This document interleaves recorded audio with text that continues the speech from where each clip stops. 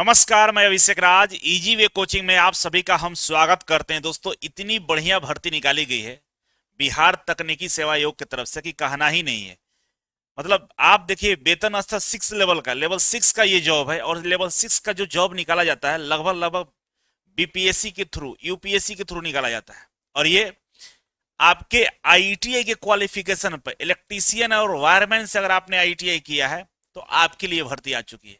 और Turner, machinist और fitter वाले जो बच्चे हैं उनको भी निराश नहीं होना, उनका भी अलग से नोटिफिकेशन निकाला गया, उसका अलग हम वीडियो बना देंगे। फिलहाल इस वीडियो को समझिए, सबके लिए जरूरी है कि भाई लेवल 6 का ये जॉब निकाला गया है आईटीआई क्वालिफिकेशन पे। अगर लेवल 6 की जॉब की बात करें तो भाई बीपीएससी के थ्रू ही आता है। बिहार जो बीपीएससी है, बिहार पब्लिक सर्विस कमीशन, इसके थ्रू आता है। लेकिन आपका बीटीएससी, बिहार तकनीकी सेवा आयोग की तरफ से निकाल दिया गया है। अब इसमें है क्या, तो देखिए, ये अनुदेशक पद के लिए ये भर्ती निकाली गई। अनुदेशक पद के लिए कहां पे?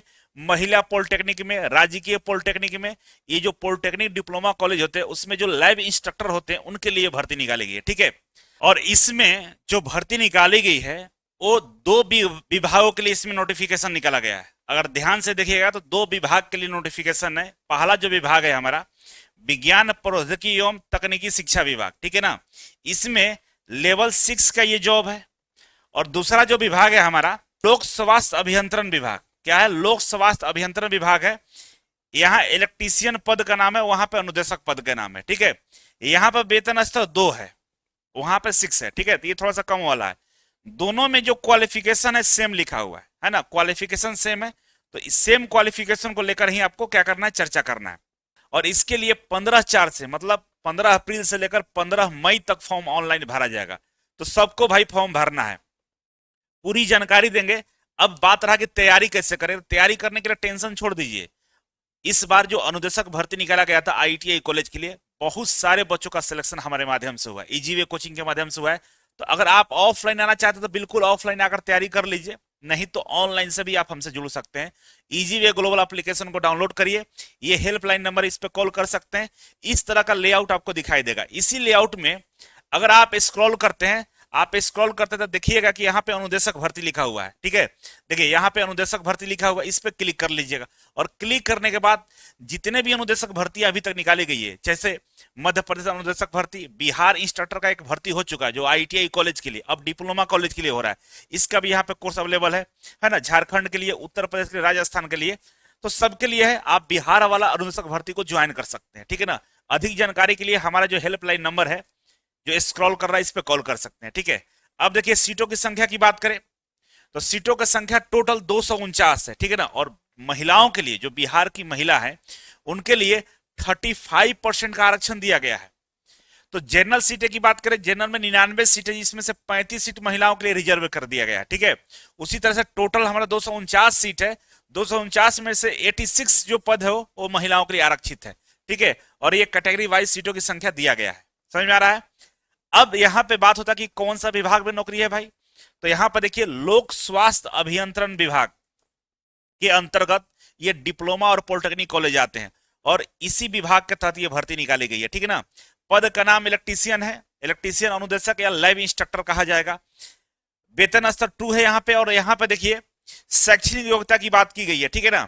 तो शैक्षणिक योग्यता करेंगे, मान्यता प्राप्त बोर्ड से समकक्ष संस्थान से मैट्रिक या 10वीं उत्तीर्ण होना चाहिए, मतलब 10th पास होना चाहिए। पहला कंडीशन ये कि 10th पास आप हैं। इसके बाद करेंगे, साथ ही किसी मान्यता प्राप्त औद्योगिक प्रशिक्षण संस्थान से आईटीआई इलेक्ट्रीशियन अथवा वायरमैन ट्रेड की परीक्षा उत्तीर्ण की हो। 10th के साथ साथ आपके पास आईटीआई होना चाहिए। कौन सा ट्रेड से? तो इलेक्ट्रीशियन और वायरमैन से आईटीआई होना चाहिए, ठीक है। इसके अलावा कह रहा है कि इलेक्ट्रीशियन अथवा वायरमैन ट्रेड में दूरस्थ शिक्षा अर्जित उत्तीर्ण की अधिमान्यता नहीं दी जाएगी। जो डिस्टेंस से आईटीआई किए हैं, बिना, एक होता है ना कि बिना कॉलेज गए आईटीआई होता है, एक रेगुलर से होता है, तो जो डिस्टेंस से आईटीआई किए उनको यहाँ पे भरने का मौका नहीं दिया जाएगा। बाकी 10th प्लस आईटीआई इलेक्ट्रीशियन और वायरमैन से तो आप इसमें अप्लाई कर सकते हैं, ठीक है। यहां तक तो क्लियर हो गया होगा। अब आगे बढ़ते हैं। आगे बढ़ेंगे तो यहां पर दिया गया है वायु सीमा। भाई एज क्या रहेगा? तो एज के जो काउंटिंग होगा 1/8/2026 होगा। न्यूनतम या 21 वर्ष होना चाहिए। कितना होना चाहिए? 21 वर्ष। और मैक्सिमम आयु की बात करें अधिकतम तो 37 साल जो जनरल कैटेगरी के बच्चे हैं उनके लिए है, 40 साल जो हमारे महिलाएं हैं जनरल कैटेगरी का उनके लिए है, अत्यंत पिछड़ा वर्ग पुरुष और महिला दोनों के लिए 40 साल है, अनुसूचित जाति और जनजाति के लिए 42 साल है। ठीक है, तो इस तरीके से यहाँ पर आरक्षण दिया गया है, एज में छूट है, और ये केवल बिहार के नागरिकों के लिए छूट दिया गया है। फॉर्म बिहार से बाहर के भी लोग भर सकते हैं, इसमें कोई दिक्कत वाली विषय नहीं है, लेकिन जो बिहार के लोग हैं आरक्षण उन्हीं को मिलेगा। ठीक है, यहां तक समझ गए। इसके अलावा हम आगे बढ़े तो यहाँ पे आवेदन शुल्क की बात करें तो मात्र 100 रुपया रखा गया है, मात्र 100 रुपया आपको क्या करना है, परीक्षा शुल्क जमा करना है, और जिसका करा है कि 21/8/2025 के आलोक में, मतलब ये पहले से कोई ज्ञापन निकाला गया था, कहा गया था 100 रुपए से ज्यादा शुल्क नहीं लेना है, तो वहीं 100 रुपया शुल्क लिया जा रहा है। ठीक है, इसके अलावा हम बात करें आगे बढ़े तो अब यहां पर देता है कंडीशन भाई कि चयन प्रक्रिया क्या होगा, चयन प्रक्रिया क्या होगा समझिए, इसको समझना काफी जरूरी है। कह रहा है कि चयन प्रक्रिया आयोग की लिखित प्रयोक्ता परीक्षा एवं कार्यानुभव के आधार पर किया जाएगा। दो चीजें इसमें जिक्र किया, एक तो भाई लिखित परीक्षा और कार्य अनुभव के आधार पर किया जाएगा। देखिए इसमें एक्सपीरियंस नहीं मांगा, बिना एक्सपीरियंस वाले बच्चे फॉर्म भर सकते हैं, लेकिन जो लिखित परीक्षा जो मेरिट लिस्ट बनेगा उसमें एक्सपीरियंस का भी नंबर जोड़ा जाएगा। अब किसका एक्सपीरियंस लगेगा भाई वो भी मैं बताता हूं। कह रहा है यहाँ पे कि विज्ञान प्रौद्योगिकी एवं तकनीकी शिक्षा विभाग के अंतर्गत लिखित प्रयोक्ता परीक्षा एवं कार्य अनुभव के आधार पर चयनित अभ्यर्थियों की मेगा सूची निम्न प्रकार से तैयार की जाएगी। ठीक है, पहला है कि लिखित परीक्षा आपका होगा जो 75 अंक का होगा, कितने का होगा, 75 अंक का होगा। और कह रहा है बी विज्ञान प्रौद्योगिकी एवं तकनीकी शिक्षा विभाग के अंतर्गत संविदा के आधार पर पूर्व में नियोजित अभ्यर्थियों द्वारा समान पद पर प्रति वर्ष की गई संतोषजनक सेवा के लिए उनको 5 अंक प्रति वर्ष की दर से दिया जाएगा, और मैक्सिमम 25 नंबर उनको दिया जाएगा, मतलब 5 सालों, मतलब 5 अंक दिया जाएगा और 5 सालों के लिए दिया जाएगा। तो किसी ने मान लीजिए कि 2 साल ही नौकरी किया है तो इसमें 5 से गुना कर दीजिए, 1 साल का 5 नंबर तो 2 साल का 10 नंबर मिलेगा। उसी तरह से किसी ने 5 साल काम किया है तो इसमें 5 से गुना करिए तो कितना था 25, इनको 25 नंबर मिल जाएगा। लेकिन किसी ने 6 साल काम किया है तो उनको भी कितना मिलेगा, 25 ही नंबर मिलेगा, क्योंकि मैक्सिमम 25 नंबर दिया जाएगा।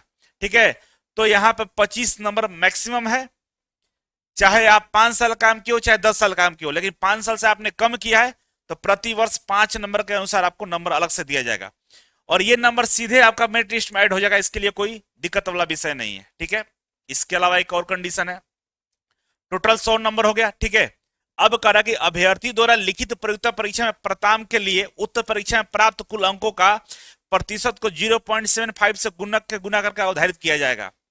अब कंडीशन क्या कर दिया है कि जो लिखित परीक्षा होगा उसमें जो नंबर आपका आएगा उसमें 0.75 से गुना कर देंगे, और जो नंबर आएगा वही आपका एक्चुअल नंबर होगा। जैसे एग्जाम्पल के लिए आपने लिखित परीक्षा दिया, उसमें आपका 60% अंक प्राप्त हुआ, कितना हुआ 60%। ठीक है, तो करा कि 60% में 0.75 से गुना करेंगे तो 45 नंबर आता है, मतलब आपका जो एक्चुअल नंबर आया है 45 नंबर आया है।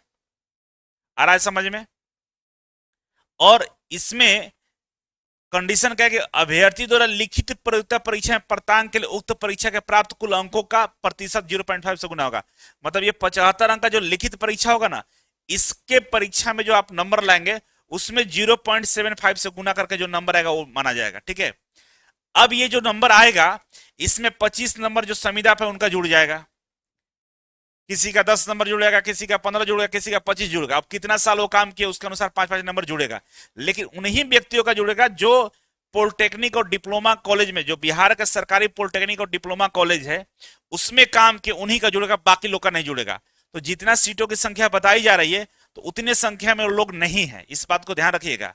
आपको ये मन में भ्रम नहीं पाल लेना है कि सर सब तो उन्हीं को मिल जाएगा, क्योंकि उनको तो 25 नंबर फ्री में मिल रहा है। लेकिन 25 नंबर फ्री में मिल रहा है उनको ना, जो नौकरी कर रहे हैं तो 243 लोग तो है नहीं, इलेक्ट्रीशियन वायरमैन में इतने लोग नहीं है, 50-60 होंगे। बाकी सीटों पर तो आप आराम से क्वालिफाई कर सकते हैं, आराम से कंपटीशन आप दे सकते हैं। समझ में आ रहा है ना? तो बात यहां आती है, अभी आपने देखा ये जो हमारा विज्ञान प्रौद्योगिकी एवं तकनीकी शिक्षा विभाग के ये बारे में आपको जानकारी हम दे रहे थे। ठीक है, अब दूसरा आता है ख नंबर पे, ये क था, ये ख है लोक स्वास्थ्य अभियंत्रण विभाग बिहार सरकार पटना। इसमें जो भर्ती निकाली गई है ये, इसमें मात्र सीटों की संख्या 3 है। ठीक, क्या है, सीटों की संख्या 3 है। इसमें जो लिखित परीक्षा होगा वो 100 नंबर का होगा, कितने का होगा, 100 नंबर का होगा। और इसी 100 नंबर के आधार पे जो बच्चा नंबर लाएगा, मेरिट लिस्ट 100 नंबर पर तैयार करके आपका क्या किया जाएगा, सिलेक्शन लिया जाएगा। ठीक है, तो ये रहा।